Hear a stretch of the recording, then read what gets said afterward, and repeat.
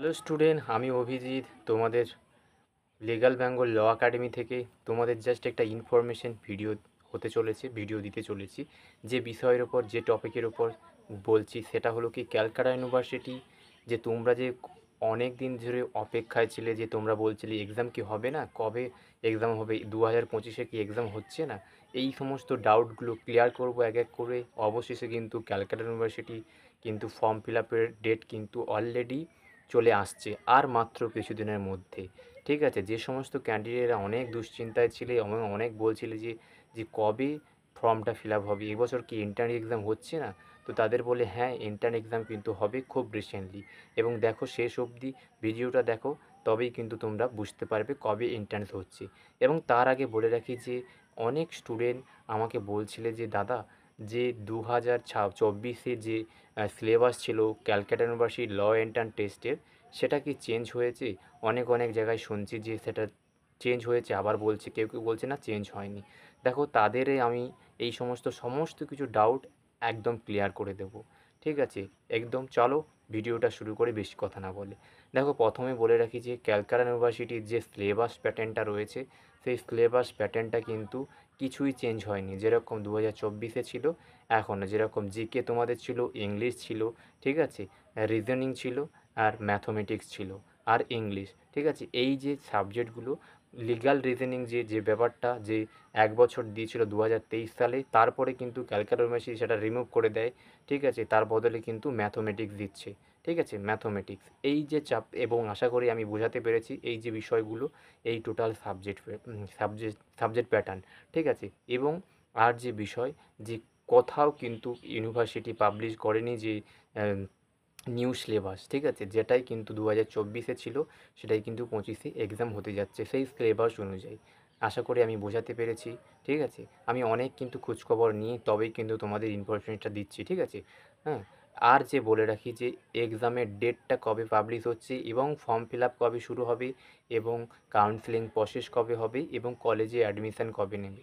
তাই তো এই সমস্ত ডাউটগুলো আমি ক্লিয়ার করে দিচ্ছি। দেখো প্রথমে বলি যে এক্সাম ডেট তোমাদের কিন্তু আগস্টের ফার্স্ট উইকের দিকে কিন্তু তোমাদের কিন্তু ফর্ম ফিল আপের নোটিফিকেশান কিন্তু ক্যালকাটা ইউনিভার্সিটি পাবলিশ করতে চলেছে। তারপরে তোমরা কিন্তু ফর্ম ফিল আপটা করতে পারবে, এবং ফর্ম ফিল আপের পরে খুব রিসেন্টলি হলে 1 সপ্তাহ 2 সপ্তাহের মধ্যে তোমাদের কিন্তু এক্সাম হয়ে যাবে। ঠিক আছে, আগস্টের মধ্যেই। এবং তারপরে হলো 1 মাস ধরে তোমাদের কাউন্সেলিংয়ের জন্য তোমরা সময় পাচ্ছ। এবং যেহেতু ক্যালকাটা ইউনিভার্সিটি খুব তাড়াতাড়ি তোমাদের এক্সামটা নিয়ে মেরিট লিস্ট কিন্তু পাবলিশ করে দেবে, এবং পাবলিশ করে দেওয়ার পরেই কিন্তু তোমাদের মেরিট অনুযায়ী তোমরা কাউন্সেলিং করে তোমরা কিন্তু কলেজে অ্যাডমিশন নিতে পারছো।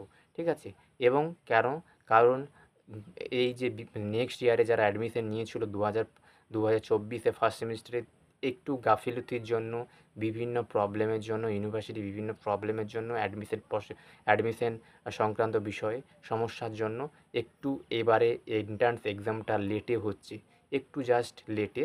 ঠিক আছে, আর কিন্তু কিছু দেরি হয়নি। এবং বলি তারপরে কিন্তু তোমাদের কাউন্সেলিংটা সম্পূর্ণ হবে, এবং তোমরা যারা ভালো র্যাঙ্ক করবে, যাদের র্যাঙ্ক অনুযায়ী তোমরা কলেজে অ্যাডমিশান হয়ে যাবে, এবং তোমাদের নভেম্বরের মধ্যে কিন্তু ফার্স্ট সেমিস্টারের ক্লাস কিন্তু অলরেডি চালু হয়ে যাবে। ঠিক আছে, আশা করি তোমাদের আমি ভালো করে বোঝাতে পেরেছি। এবং ঠিক আছে, এবং দেখো যে সমস্ত স্টুডেন্টরা, এখানে আরেকটা কথা বলি, যে সমস্ত স্টুডেন্টরা এখনও লাস্ট মিনিটে প্রিপারেশন নিতে চাইছো যে ক্যালকাটা ইউনিভার্সিটি ল এন্ট্রান্স টেস্টে, যেহেতু আর 1 মাস মতো সময় আছে, তাই জন্য বলবো যে আমাদের সাথে তোমরা কন্ট্যাক্ট করতে পারো। ও আমাদের এখানে কিন্তু এই জাস্ট 1 মাসের জন্য ফ্রি ক্লাস প্রোভাইড করা হচ্ছে। ডেসক্রিপশানে নাম্বারটা দিয়ে দিলাম। ঠিক আছে, ডেসক্রিপশানে তোমরা নাম্বারটা কিন্তু ভালো করে হোয়াটসঅ্যাপ করো আমাকে, আমাদের হোয়াটসঅ্যাপ চ্যানেলে জয়েন হয়ে যাও। জাস্ট ফ্রি ক্লাস কিন্তু 1 মাস প্রোভাইড করা হবে। ঠিক আছে, এবং আর একটা কথা বলে রাখি, যে সমস্ত ক্যান্ডিডেটরা ভাবছো যে ক্যালকাটা ইউনিভার্সিটিতে কেমনভাবে একটা সুষ্ঠু পরিবেশে আমরা পড়তে পারি, এবং এখানে কেমনভাবে আমরা থাকতে পারি এবং থেকে পড়াশুনো করতে পারি।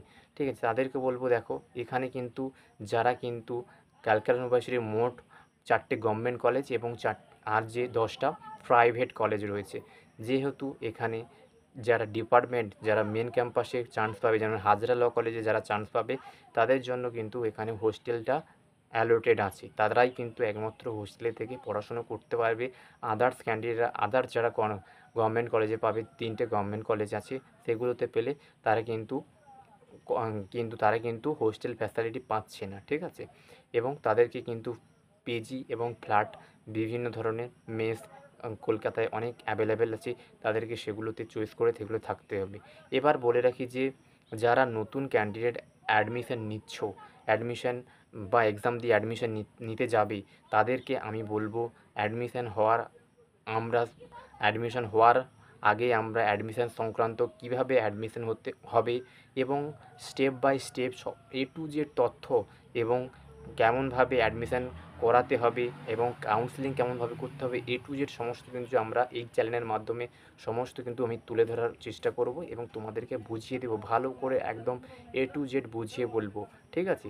এবং তোমরা আমার পাশে থাকো ডিয়ার স্টুডেন্ট, এবং তোমাদের বলবো যে চ্যানেলটাকে সাবস্ক্রাইব করে রাখো, পাশে রাখা বেল আইকনটি প্রেস করে রাখো। যত নোটিফিকেশান ক্যালকাটা ইউনিভার্সিটি পাবলিশ হবে সমস্ত কিছু সবার আগে আমরা কিন্তু প্রোভাইড করব, ঠিক আছে। আশা করি তোমাদের সমস্ত ডাউট ক্লিয়ার করে দিয়েছি।